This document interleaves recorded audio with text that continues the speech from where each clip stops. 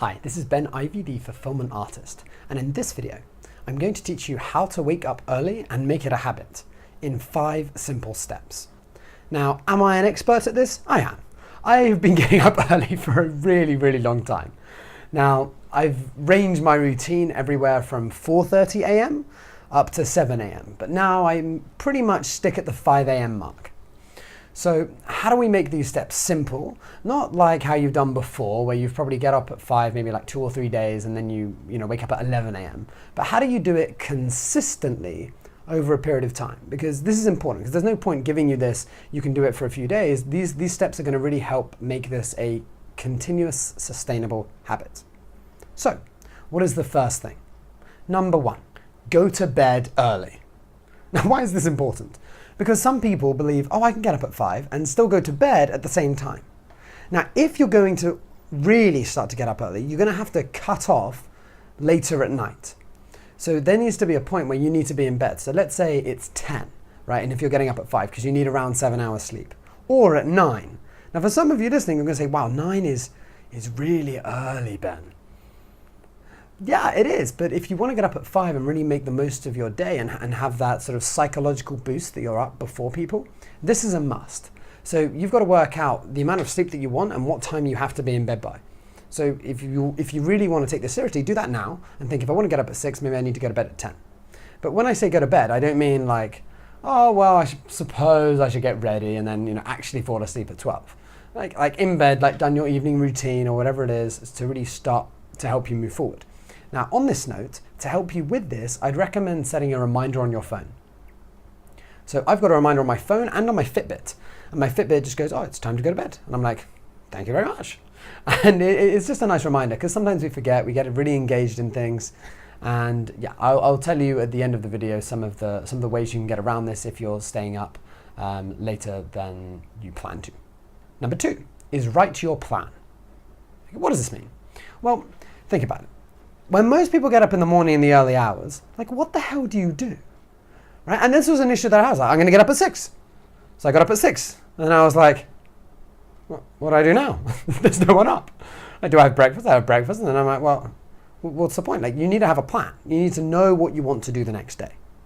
Okay? So for myself, this is throughout, every day before I go to bed, I always write down my plan for the next day. I know which hour I'm doing what, roughly.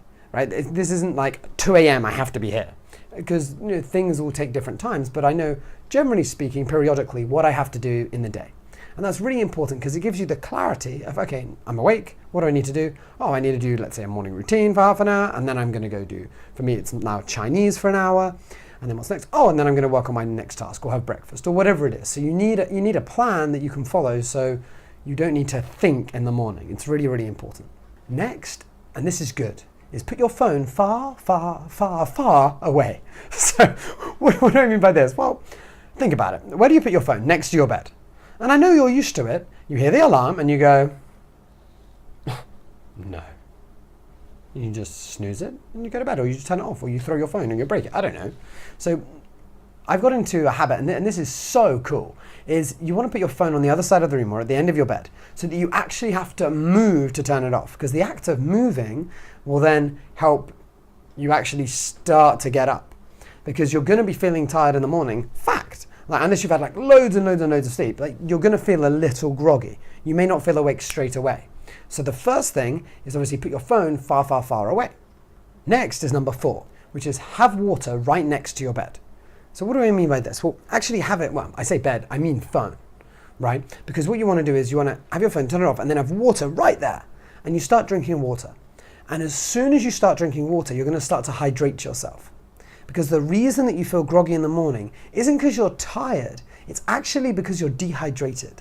Because you've had a long period of time, it could be up to 10, 12 hours, where you haven't had any water. So your body is actually just feeling dehydrated. So as soon as you start hydrating, you're going to feel so much more awake. So I recommend 500 milliliters to a liter, as much as you can straight away. And I promise you're going to start to really feel awake. Number 5 is have a cold shower, right? If you have a cold shower, I'm telling you now, you're going to wake up. So I went through a stage where I would wake up, have water, have a shower, and then I'm ready to go. Right now, I don't have a shower straight away, but I recommend if you're starting out, have a cold shower, because then you're going to be awake and it's going to really, really wake you up. And if you do that, there's no way you're going back to bed after a freezing cold shower. And for some of you who are saying, I've never taken a cold shower in my life, that's okay. Start with a hot shower and then finish with it being cold, because it's going to start to jolt your system in the right way to really help you move forward. So now that you know these simple steps, right, what can go wrong? Because this is important, right?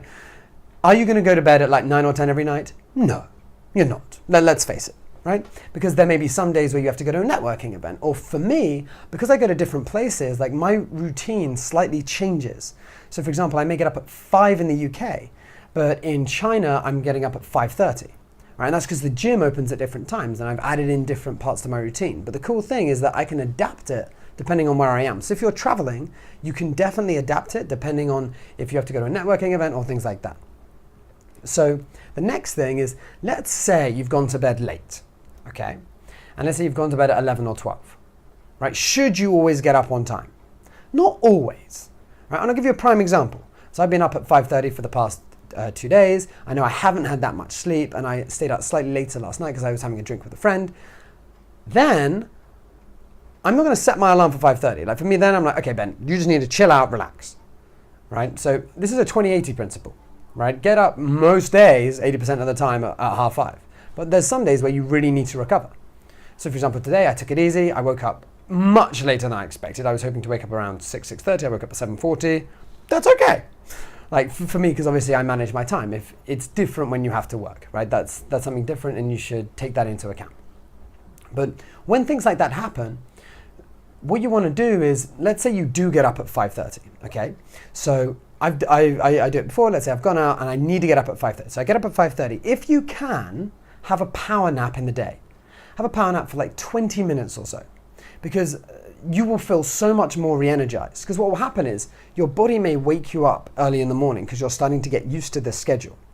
And then you're going to start to feel a bit groggy, like towards midday, mid-afternoon. Have a power nap if you can for like 20 minutes and you're going to feel so much more refreshed after. Then have some water, get yourself going, and then you're going to be like back to like really high productivity to help shift you forward again. So I hope that you've enjoyed this video. Comment if you have any questions on this. I think getting up in the morning is one of the best hidden secrets of people that are just ridiculously productive. I certainly have more energy in the morning, and really being able to utilize that is important. Like my productivity is probably like 1,000 in the morning and maybe 400 in the afternoon, right? So I like to get stuff done in the morning. So I hope that you can really use this. Subscribe if you haven't subscribed already, and I look forward to speaking to you next week. Thank you for listening.